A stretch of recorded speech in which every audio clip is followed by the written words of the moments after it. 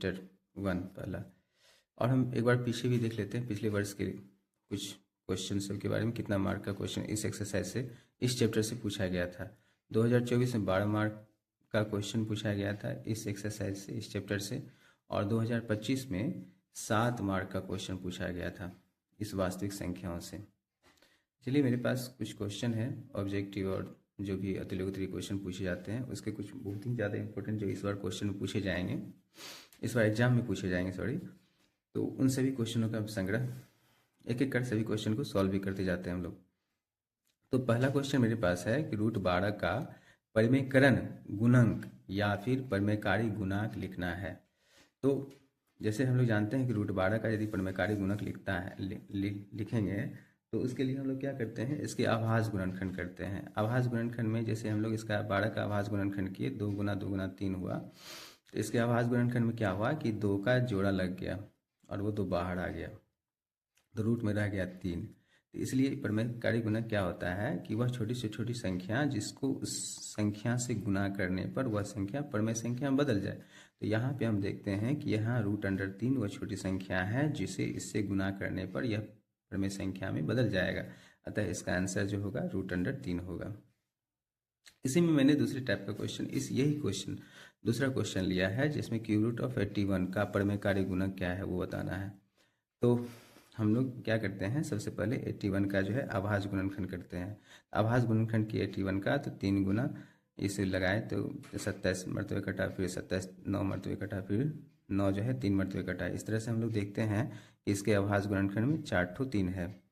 तो यहाँ पे क्या हुआ कि चूंकि यहाँ पे क्यूब रूट है, तो इसके लिए क्या होगा कि यहाँ 3 संख्याओं का समूह बनेगा। जैसे कि 3 का 3 समूह बन गया तो ये 3 बाहर आ गया, बच गया इसके अंदर 1 ठो 3, 1 3 बच गया।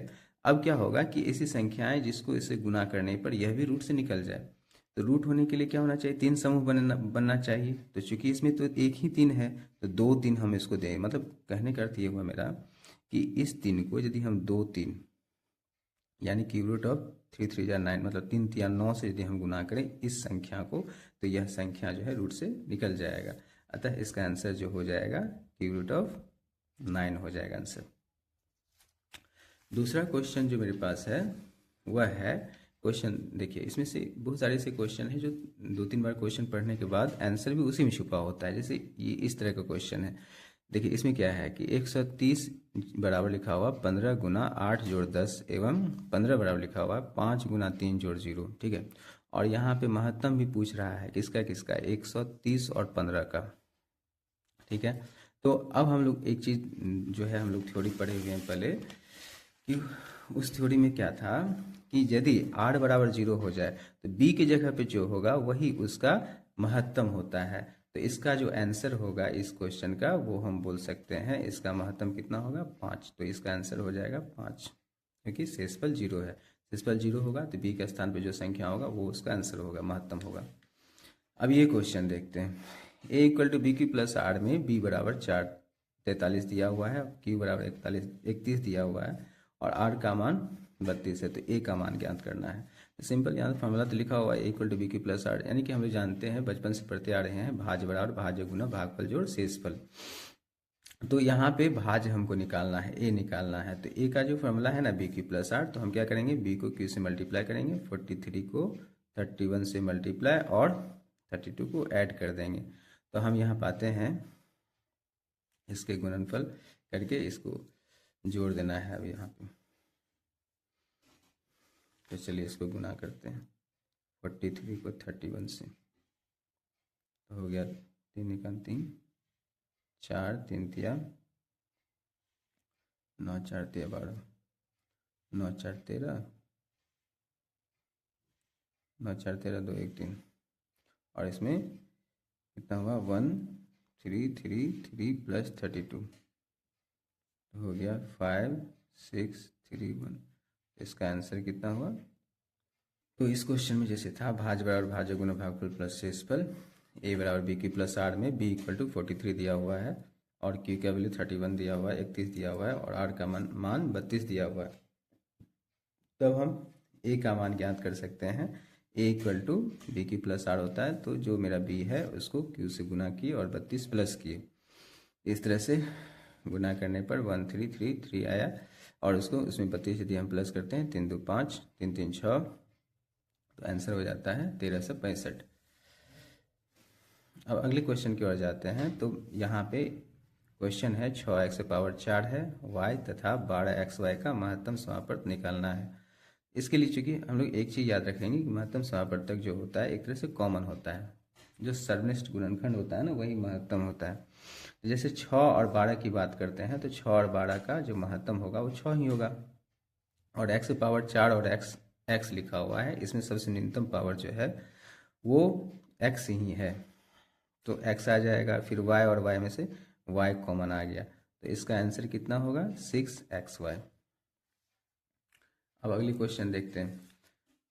दो संख्या का मौसा दिया हुआ है और लौसा दिया हुआ है, संख्या गुणनफल बोलता है निकालने के लिए। तो हम ये भी जानते हैं फॉर्मूला से कि संख्याओं का जो गुणनफल होता है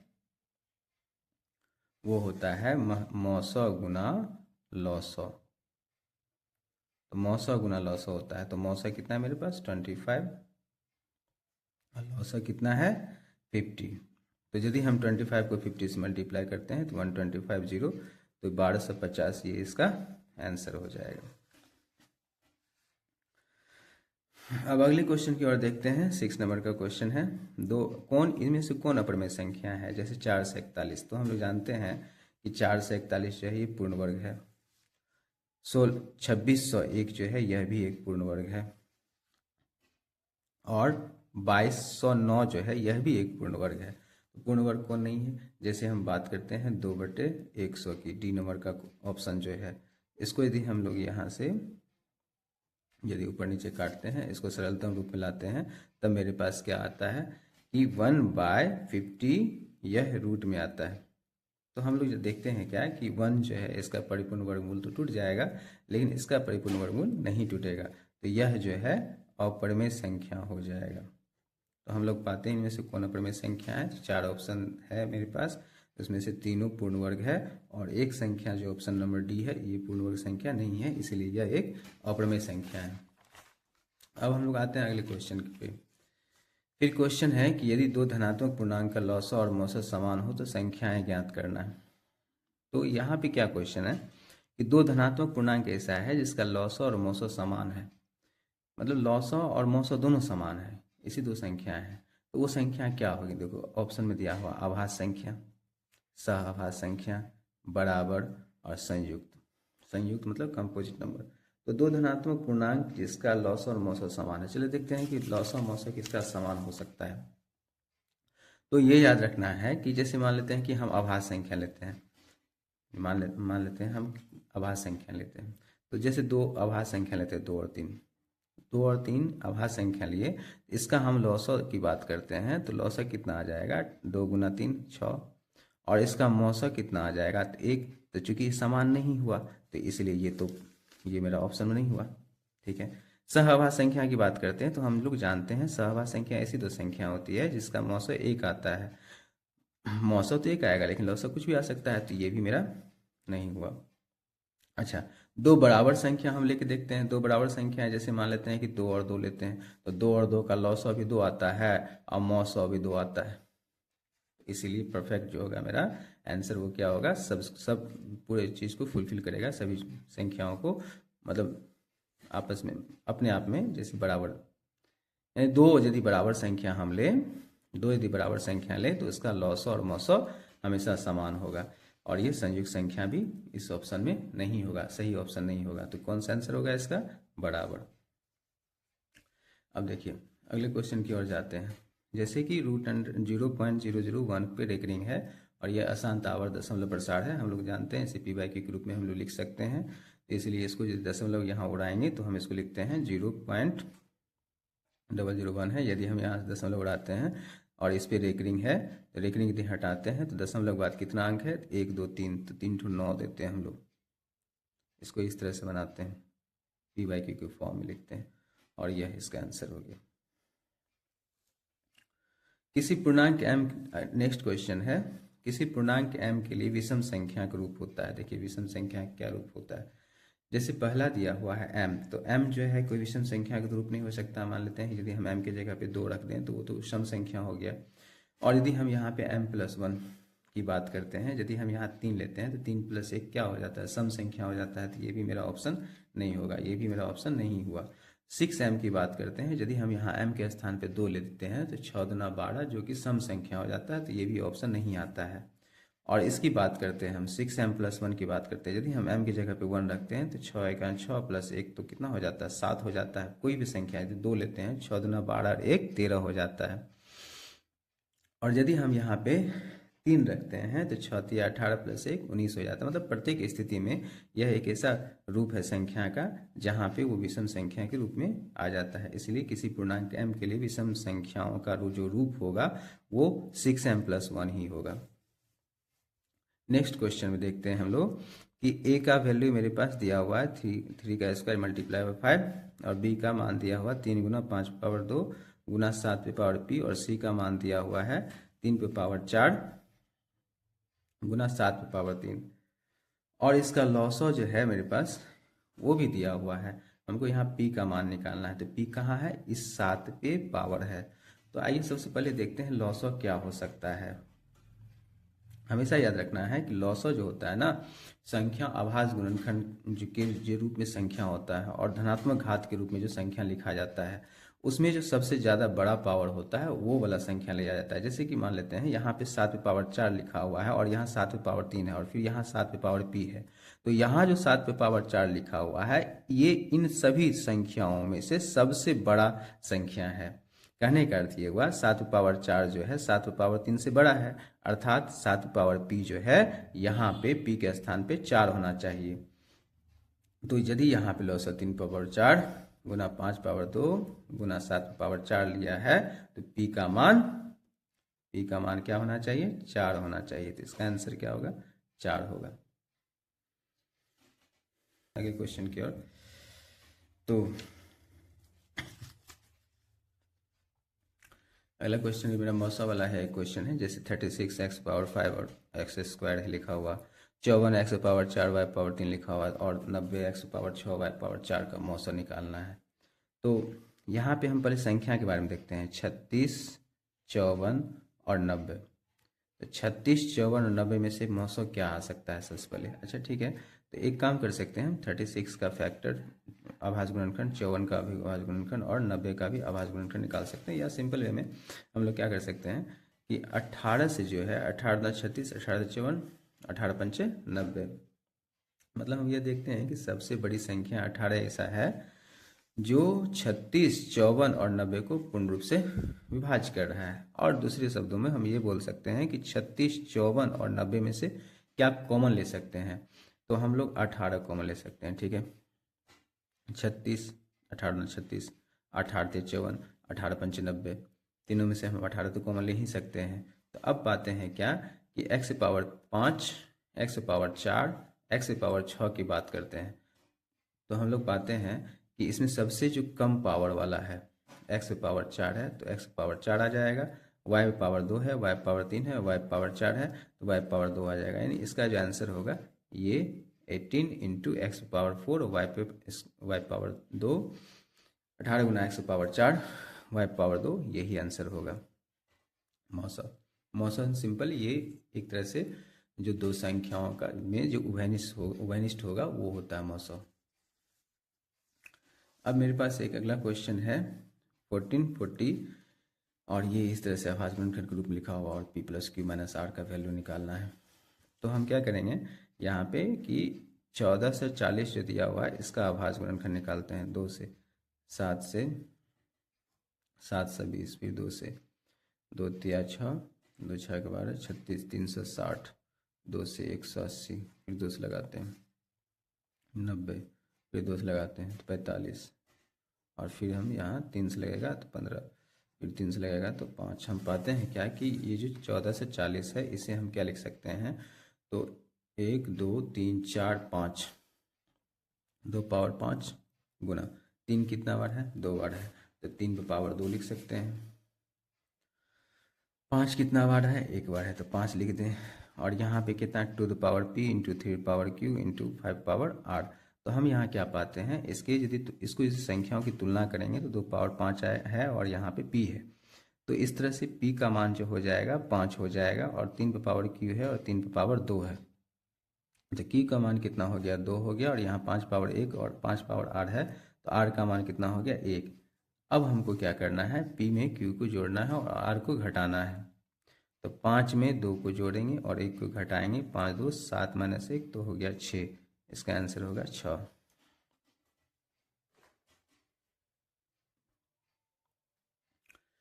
अगला क्वेश्चन देखते हैं। यदि n एक प्राकृतिक संख्या है तो ये 9 टू पे power 2n minus 4 power 2n सदैव विभाज्य होगा। तो इस क्वेश्चन को बनाने के लिए, जैसे क्वेश्चन मेरे पास 9 power 2n minus 4 power 2n, तो हम क्या करते हैं कि n की जगह पे हम यहाँ पे 1 ले लेते हैं, अपने मन से रख देते हैं, कुछ भी संख्या ले सकते हैं हम लोग। तो सबसे छोटी संख्या 1 है, तो चलो 1 से ही शुरुआत करते हैं। तो क्या हो जाएगा, 9 to the power 1, 4 to the 2 multiply 1, यानी 2 गुना 1, कितना हो जाएगा, 9 पावर 2 आ गया, 4 पावर 2 आ गया, 9 में 81 होता है, माइनस 4 चौके 16 होता है। इस तरह से हम पाते हैं क्या कि 11 में से 6 गया तो 5 हो गया, और यहाँ पे 7 में से 1 गया तो 6 हो गया, 65। और 65 के अभाज्य गुणनखंड में 13 भी होगा और 5 भी होगा। तो हम पाते हैं कि यदि n एक प्राकृतिक संख्या है और 9 टू पावर 2n माइनस 4 पे पावर 2n लिखा हुआ है, तो ये सदैव विभाज्य होगा 5 और 13 दोनों से। तो इसका आंसर होगा 5 और 13 दोनों से विभाज्य होगा।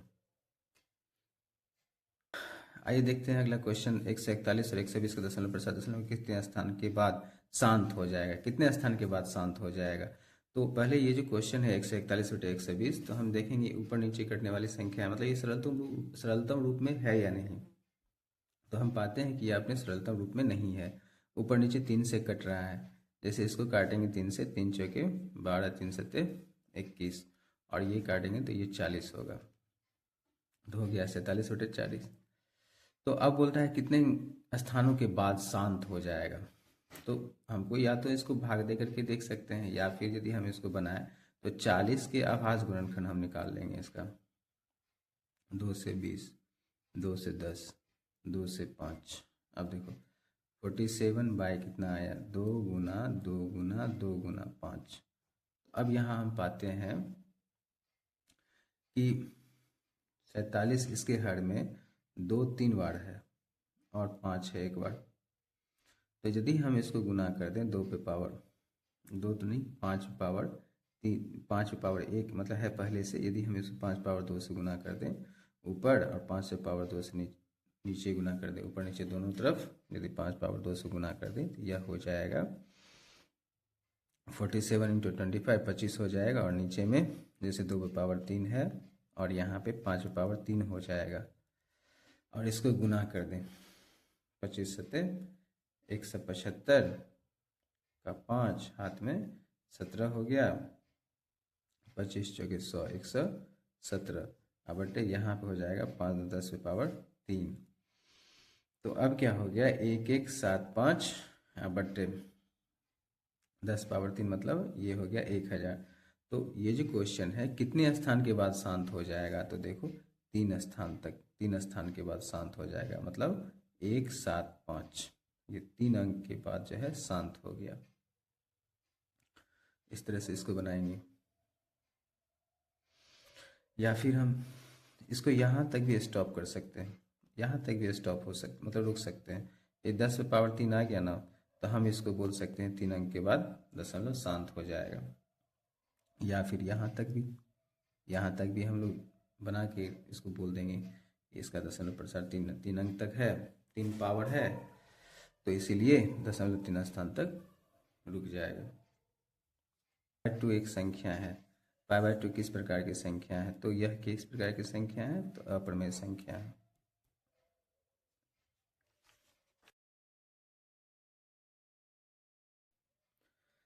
अब आते हैं हम लोग अति लघुत्तरीय प्रश्न पे।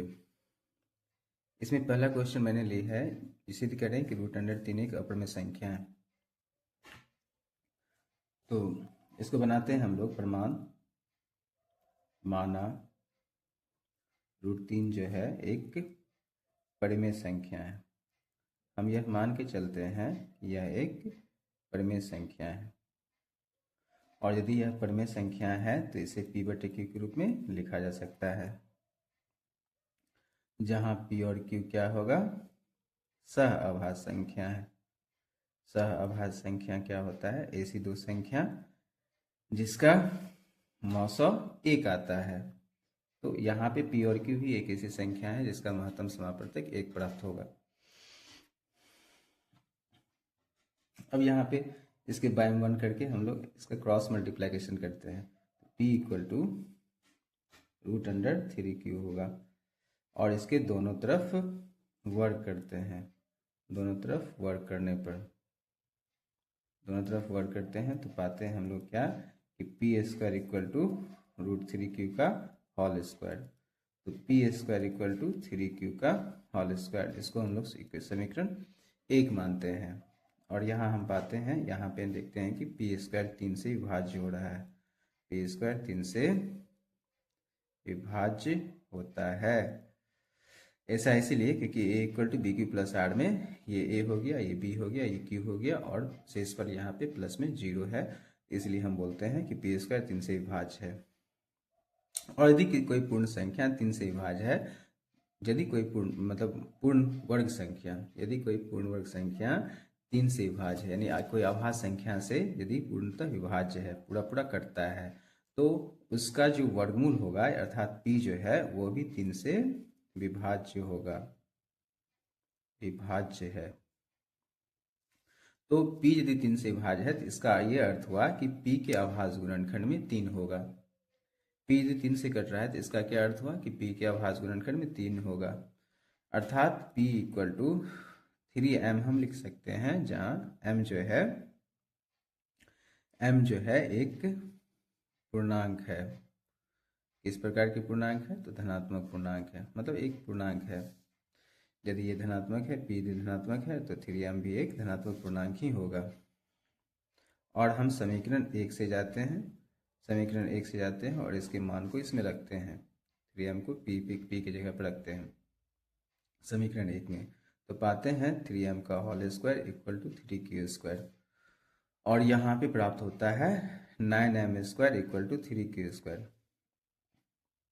और यदि हम 3 को इस 9 से काटते हैं तो यहाँ पे 3m² = q², अर्थात q² = 3m² प्राप्त होता है, और यह मेरा समीकरण दूसरा है। और यहाँ हम पाते हैं कि q² 3 से पूर्णतः विभाज्य है, यानी पूरा कट रहा है, और q भी 3 से विभाज्य होगा। तो इस तरह से हम लोग पाते हैं क्या, समीकरण 1 में देखते हैं p² 3 से विभाज्य हो रहा है, और यहाँ देखते हैं कि p जो है 3 से विभाज्य हो रहा है, और यहाँ q जो है 3 से विभाज्य हो रहा है। और हम p और q को क्या माने थे, सह अभाज्य संख्या। p और q को हम पहले मान चुके हैं कि यह एक सह अभाज्य संख्या है, अर्थात ऐसी दो संख्या है जिसका महत्तम समापवर्तक एक आता है, मतलब इस दोनों में उभयनिष्ठ गुणनखंड के रूप में एक के अलावा और कोई संख्या नहीं है। लेकिन हम यहाँ पाते हैं कि p भी 3 से कट रहा है और q भी 3 से कट रहा है, यह एक दूसरे का विरोधाभास है। तो हम लोग पाते हैं क्या कि p और q दोनों 3 से विभाज्य है, जो उस तथ्य का विरोधाभास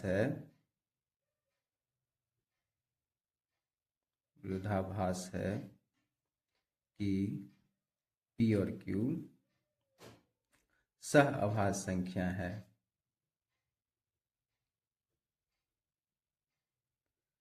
तो यह उस चीज का विरोध करता है कि p और q सह अभाज्य संख्या है, तो इसीलिए हमारी मान्यता कि √3 एक परिमेय संख्या है,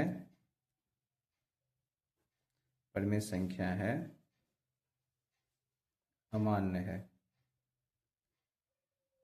अतः √3 एक अप्रमेय संख्या है।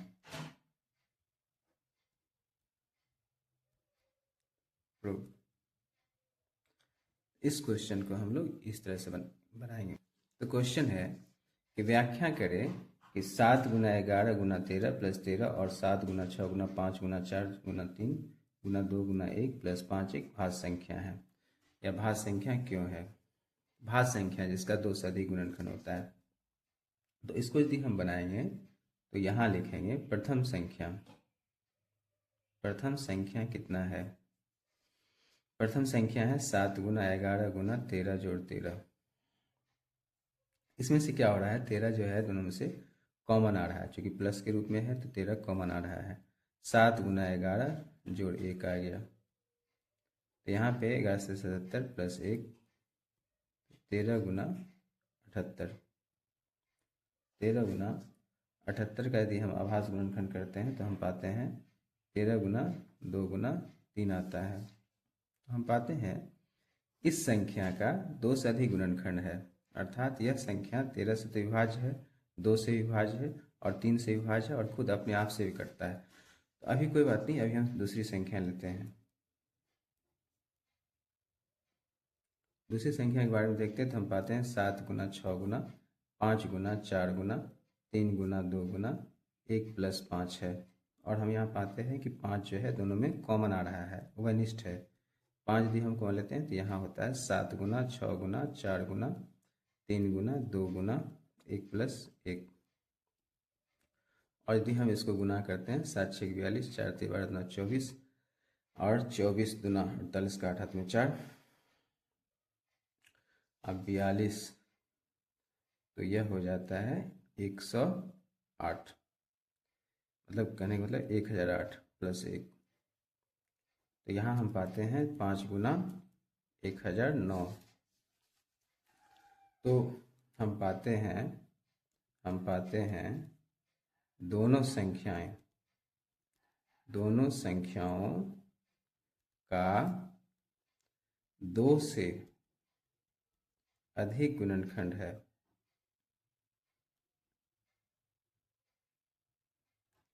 अतः ये भाज्य संख्या है। ये भाज्य संख्या है। तो इस क्वेश्चन को हम लोग इस तरह से बनाएंगे। ये भी बहुत इंपॉर्टेंट क्वेश्चन है। आगे बढ़ते हैं हम लोग।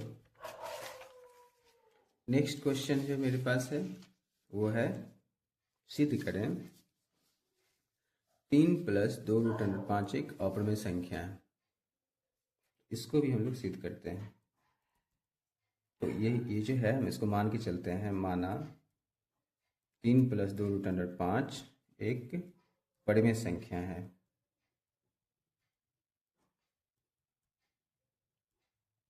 और यदि यह परिमेय संख्या है तो इसे p बाई क्यू के रूप में लिख सकते हैं। और इसे p बाई क्यू लिखेंगे हम लोग, जहाँ p और q जो है, p और q पूर्णांक है। यहाँ पे अब सहभाज्य संख्या नहीं लिखना है हमको, यहाँ पे पूर्णांक है p और q। और q जो है वो डज नॉट इक्वल टू 0 है। यदि पूर्णांक होगा तो हर के रूप में 0 नहीं होना चाहिए। अब यहाँ पे कंट्राडिक्शन चेंज हो जाएगा, विरोधाभास जो है चेंज हो जाएगा। यहाँ पे उस पिछले वाले विरोधाभास का प्रयोग हम लोग नहीं करेंगे। अब हमको ये पता है कि √5 एक अप्रमेय संख्या है, तब जाके हमको ये सिद्ध करना है कि यह एक अप्रमेय संख्या है। इसके लिए हम लोग 2 रूट अंडर 5 बराबर p बटे क्यू, और 3 जो है प्लस में, इसको माइनस में 3 लिखेंगे। फिर 2 रूट अंडर 5 बराबर p माइनस 3 क्यू बटे क्यू लिखे, इसके बाहर में 1 है और यहाँ से 2 हटाएंगे तो रूट अंडर 5 बराबर हो जाएगा p minus 3q by 2q। इस तरह से हम पाते हैं कि रूट अंडर 5 इक्वल टू हो जाता है p का जो मान है वो क्या है, वो पूर्णांक माने हैं। 3 और q भी जो है यह भी एक पूर्णांक है। अब बाय में 2 गुना q जो है यह भी एक पूर्णांक है, q भी पूर्णांक है, मतलब p और q तो सब पूर्णांक है। अब हम यहाँ पाते हैं कि रूट अंडर 5 जो है ये पूर्णांकों का जोड़ घटाव गुना भागा जो होता है एक परिमेय संख्या होता है, अर्थात रूट अंडर 5 जो है एक परिमेय संख्या प्राप्त हो गया, जो विरोधाभास उत्पन्न हो गया। अब यहाँ पे हमको पता है, पहले से हम लोग सिद्ध कर चुके हैं कि √5 एक अपरिमेय संख्या है, लेकिन हमको यहाँ प्राप्त होता है कि यह एक परिमेय संख्या है। तो अब यहाँ लिखेंगे, यहाँ बायां पक्ष LHS √5 एक अपरिमेय संख्या है, जबकि दायां पक्ष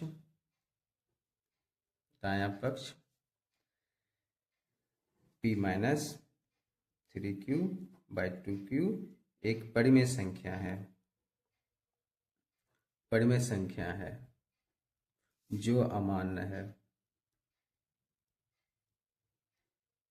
अतः कर सकते हैं 3 प्लस जो हम माने थे, जो सिद्ध करना है हमको, 3 प्लस 2√5 एक अपरिमेय संख्या।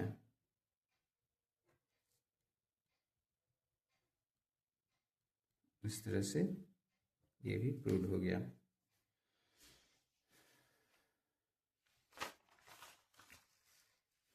एक और क्वेश्चन लेते हैं इसी एक्सरसाइज का। क्वेश्चन है, सिद्ध करें √3 प्लस √5 एक अपरिमेय संख्या है। अब हम इसको बनाते हैं, माना, उल्टा मान के चलेंगे, माना √3 प्लस √5 एक परिमेय संख्या है, और यदि यह परिमेय संख्या है तो इसे हम लोग P/Q के रूप में लिख सकते हैं। √3 प्लस √5 बराबर P/Q, जहाँ P और Q जो है पूर्णांक है,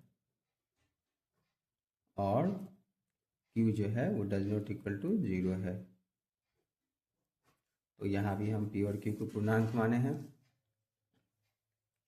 अब दोनों तरफ वर्क करने पर, दोनों तरफ वर्क कर देंगे, यहीं पे दोनों तरफ वर्क करेंगे तो हमको प्राप्त होगा √3 प्लस √5 इक्वल टू P/Q। अब इसका वर्क किए हैं दोनों तरफ इसे। अब यहाँ पे a प्लस बी का होल स्क्वायर, ये a हो गया और ये b हो गया, a² plus 2 multiply a into b plus b² √5 का स्क्वायर इक्वल टू 5/Q, यानी 5²/Q²। अब √3 का जो स्क्वायर होता है वो 3 होता है, प्लस 2√15 प्लस √5 का स्क्वायर 5 होता है, P²/Q² हुआ। और 5 और 3 यदि ऐड हो जाएगा तो 8 प्लस 2√15 इक्वल टू P²/Q² होगा। फिर 2√15 इक्वल टू प्राप्त हुआ P²/Q² माइनस 8, और 2√15 इक्वल टू प्राप्त हुआ P² माइनस 8Q²/Q²। और यहाँ से √15 बराबर प्राप्त होता है P² माइनस 8Q²/2Q²। तो हम क्या देखें, हम स्टेप बाय स्टेप आगे बढ़ेंगे तो पाते हैं। देखो, दोनों तरफ वर्क किए, a² plus 2ab plus b²। अब √3 का स्क्वायर 3 हो गया, √5 का स्क्वायर 5 हो गया, 5 3 8 हो गया, और 2√15 हुआ, 2√15 है। अब 8 जो है इधर आया तो P²/Q² माइनस 8 हो गया, 2√15, और इसका लघुत्तम लेकर के भिन्न का जोड़ या घटाव के टाइप का किए तो 8Q² आया। अब y में Q² है, अब यहाँ से 2 हटाएंगे तो 2 इसके हर में आ जाएगा। तो इस तरह से हमको प्राप्त होता है √5 इक्वल टू P जो है क्या माने हैं, पूर्णांक माने हैं, पूर्णांक का स्क्वायर माइनस 8 गुना पूर्णांक का स्क्वायर अब बटे 2 गुना पूर्णांक का स्क्वायर। तो अब यहाँ पे हम पाते हैं कि पूर्णांकों का जोड़ घटाव गुना भागा जो होता है वह एक परिमेय संख्या ही होता है। √5 इक्वल टू हम कह सकते हैं कि यह एक परिमेय संख्या है। और लेकिन यहाँ पे गलत हो गया, क्या गलत हो गया, ये चीज़ नहीं मतलब ये चीज़ एग्जिस्ट नहीं करता है कि एक तरफ अपरिमेय संख्या हो और एक तरफ परिमेय संख्या हो। तो ये गलती कहाँ से हुआ है, यहीं से हुआ है गलती। मतलब ये गलत नहीं है, मतलब हम लोग इस तरह से प्रूव करते हैं। प्रूव करने के लिए मतलब यहाँ कंट्राडिक्शन का यूज़ ही किया जाता है। मतलब इसी तरह के कंडीशन उत्पन्न करेंगे हम लोग और सही तर्क से आगे बढ़ेंगे। जो हम मानते हैं कि यदि हम यहाँ माने हैं कि यह एक पूर्ण संख्या है और यह यदि एक परिमेय संख्या है, यदि यह परिमेय संख्या है तो ये पूर्ण संख्या होगा, सीधी सी बात है। और इस सही तर्क से हम लोग आगे बढ़ते हैं और एक ऐसी स्थिति को प्राप्त करते हैं जहाँ पे हम पाते हैं कि जो मेरा मानना है वो गलत है। तो ये कंट्राडिक्शन उत्पन्न होने के कारण यहाँ जो है बायां पक्ष √5 एक परिमेय संख्या है, जबकि दायां पक्ष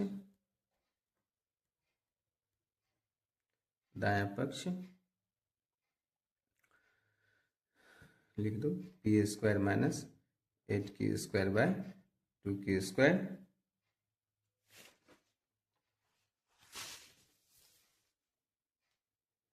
एक परिमेय संख्या है।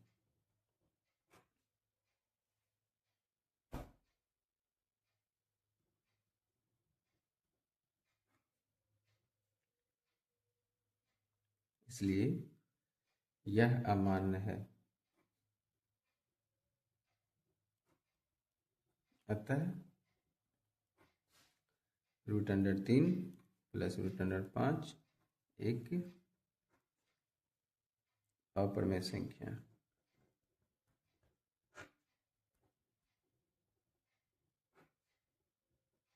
प्रूव्ड। इस तरह से हम लोग इसको सिद्ध करते हैं। तो इस तरह से आपका पहला एक्सरसाइज जो भी है वास्तविक संख्या, यह आपका पूरा होता है। इतना इसमें बहुत सारे ऑब्जेक्टिव क्वेश्चनों में